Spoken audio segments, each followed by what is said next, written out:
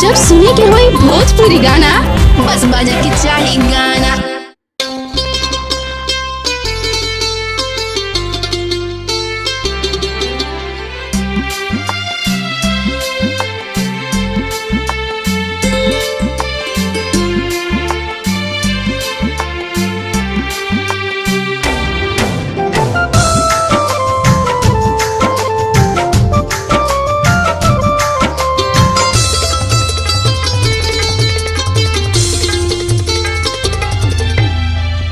रोही रोही भाईल बानी पागल, बिरह के रोग बाटे लागल।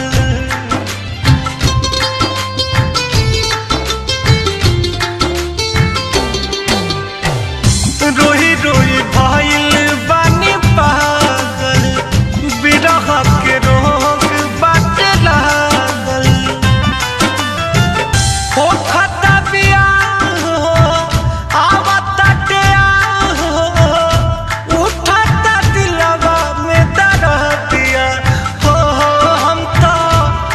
सेंट्रल जेल होके वाला नइखे बेल, हमारा जान के लागता दिया हो।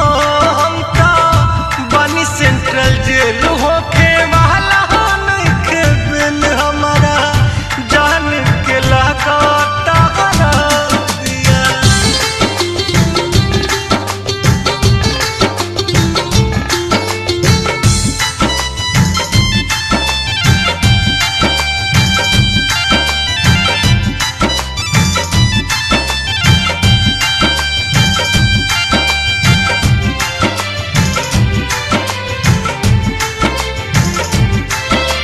चुपके से दिल का चढ़ गइल आई अब बराती, केहू के न रहे कुछ पता। मर जाई कि मारे जाई दुल्हा के आजू, कुछ न हमके बुझाता।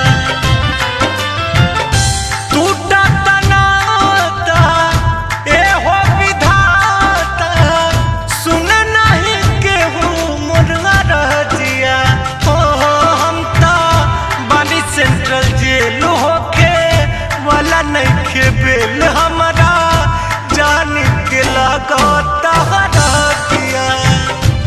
हम तो बानी सेंट्रल जेल होके वाला नइखे बेल, हमारा जान के लागता दिया।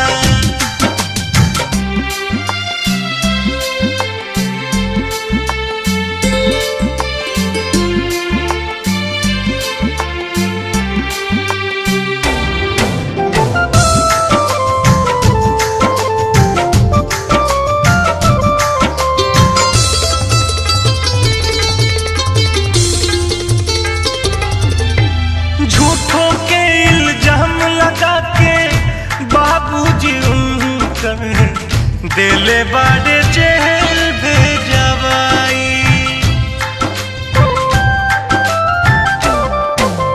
कवनो नहीं दोष बा हमरो, दोष बा गरीबी के, जान के कोई से बताई। छूटल जाता देश हो कहले रितेश हो, लई है मुकेश बरतिया हो।